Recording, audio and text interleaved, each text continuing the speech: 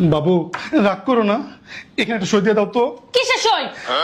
এটা আমাদের বাচ্চার স্কুলের অ্যাডমিশন ফর্ম, সই দিয়ে দাও একটা।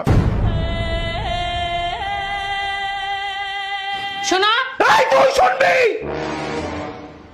সারা জীবন আমি তোর কাছ থেকে শুনছি, আজকের পর থেকে তুই শুনবি।